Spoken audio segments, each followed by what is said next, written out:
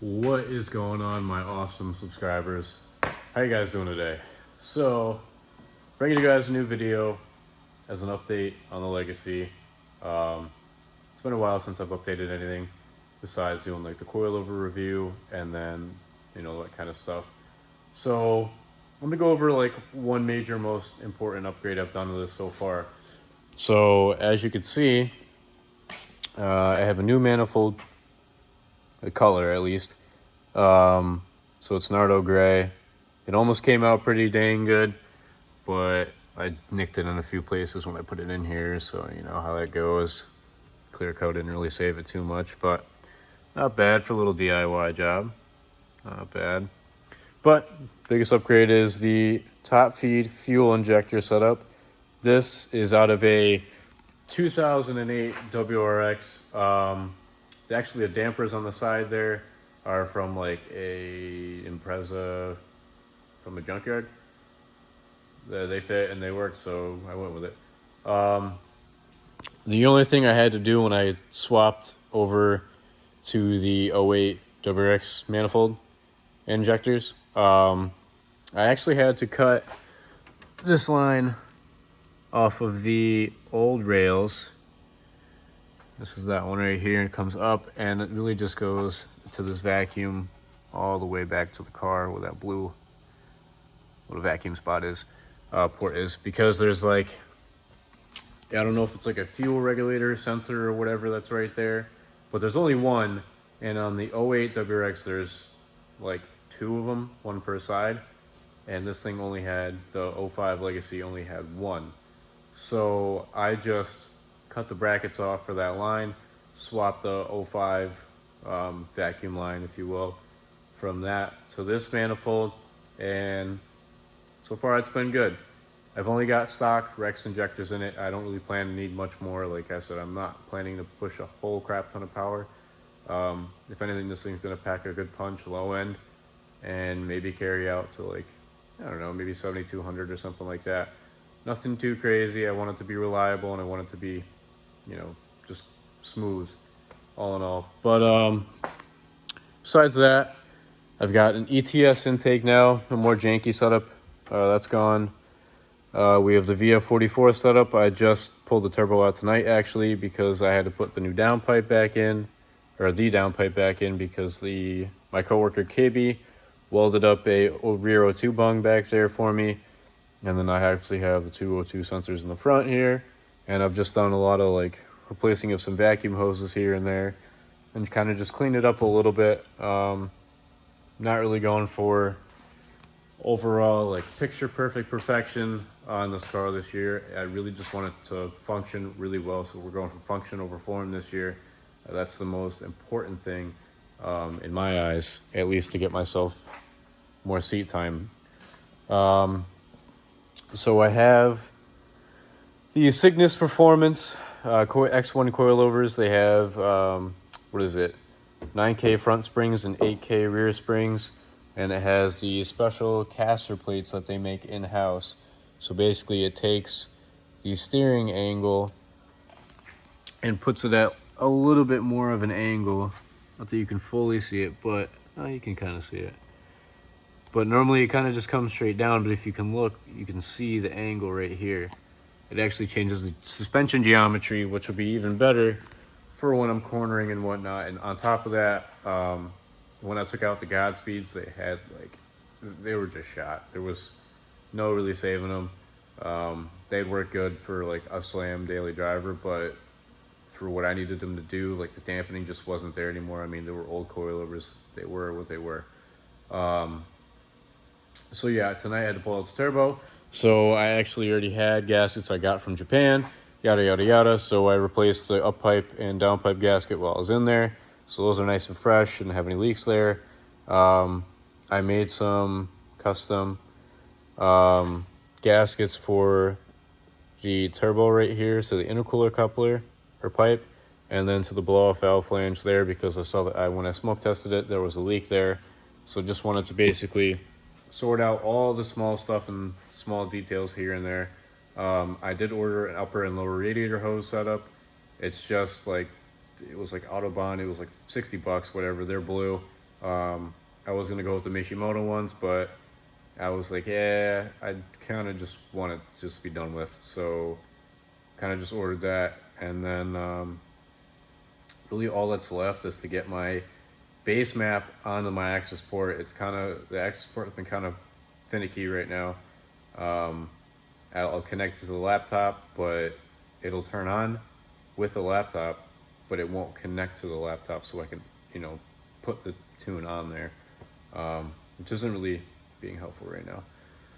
So besides all that, coilovers, intake manifold setup, new intake, new turbo, timing. Obviously, I showed you in the previous videos well before.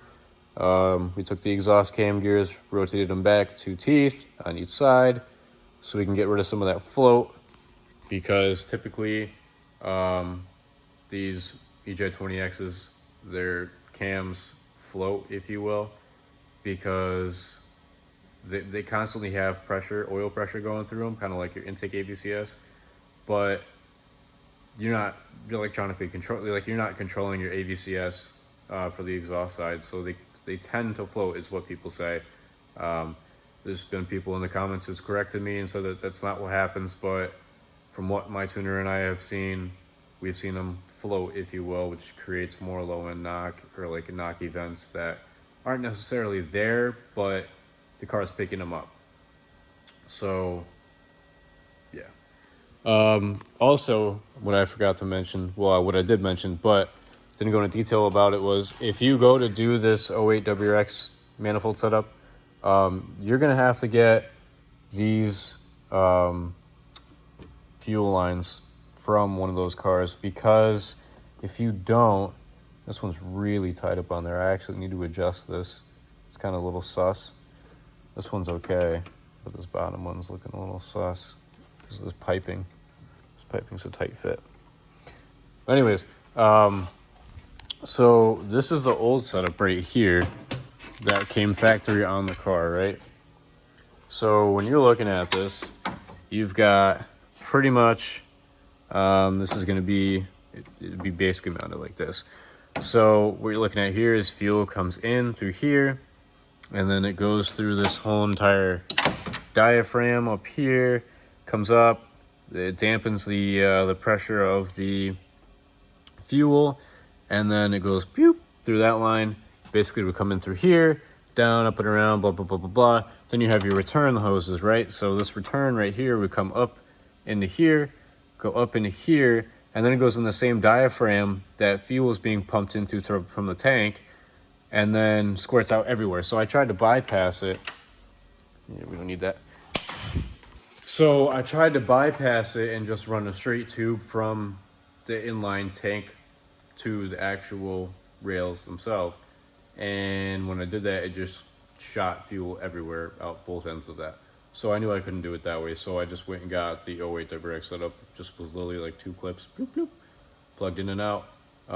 So that's all set. Other than that, I pretty much set the ride height for the rear already. We got the STI seats in here, the 08, or was it 2012 and up STI seats. So definitely a pain in the neck to install. It took quite a while to really swap everything over. The driver's seat was cake, but the passenger side was a pain in the neck. There was just so much crap that you have to swap over. Like, you literally need to take the whole entire seat harness and swap it over. But I think what I could have done is just taken like a bit of the harness and kind of put it underneath the seat, and then took the module. There's a little module box that's on the bottom of the passenger seat.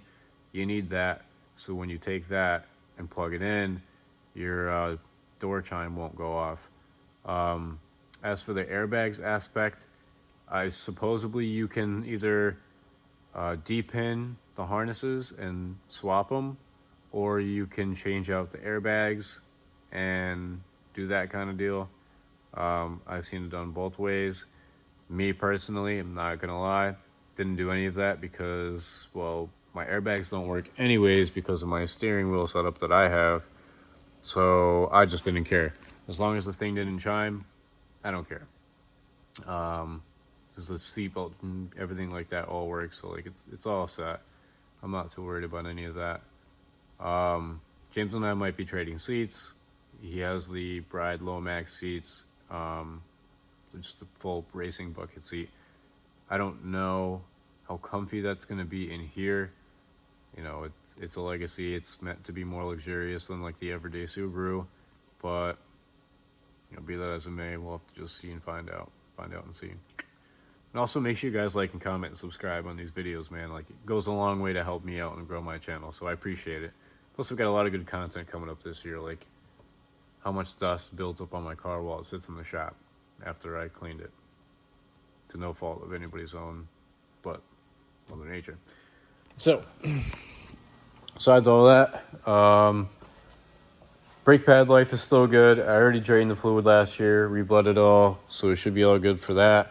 I did get a stainless steel clutch line, so that's extra better. Obviously, extra better. My clutch feels 100 times better, not gonna lie. It's definitely been a big improvement, so I can't wait to be able to have good clutch engagement when I do go to shift gears and everything like that. Well, I also have the HKS catback now, so that's really cool. That was in another one of the videos. And then we also have the Moroso oil pan and pickup tube, and we're running what, Lucas oil right now, or no, Lucas oil, liquid moly right now, 540, because I run it in my Beamer and it's going in this because, well, it's just smart. But besides that, I mean, it's looking like we're pretty much all set to go for the season. I don't know if you guys have any suggestions on something I should do. I mean, I deleted the AC, so I don't have an AC condenser, so you can see like the coil rad radiator right there. Although you can't because it's dark. Oh, you can see a little bit of the blue. But other than that, just deleted the AC. Yes, there is still that line that comes up through there. I didn't realize that I could get rid of that. Austin showed me at last minute. He was like, hey, you could have just undid these. And I was like, oh, cool. So, be that as it may, oh well. That's pretty much it. I mean, it's been a long process. I still have the rear subframe I could put in. Obviously right there. And I still have the aluminum arms over there that need to go in because the bushings on this car, on the rear lateral or on the rear arms, are just gone. Like they're just not there. So I really need to replace those pretty bad. But I've been holding it off for a minute because, you know, other shit to do, especially with the BMW.